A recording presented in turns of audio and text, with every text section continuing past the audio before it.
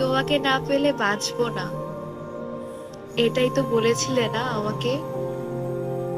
তাহলে কিভাবে 4 দিন আগে বিয়ে করে ক্যাপশন দিলে, এভাবেই বাঁচতে চাই তোমার সাথে শত বছর।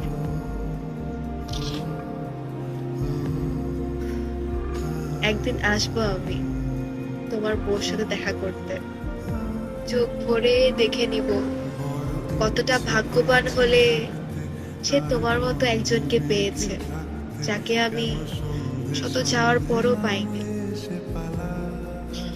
সেদিন হয়তো তোমার বাচ্চারা আমাকে আন্টি ডাকবে,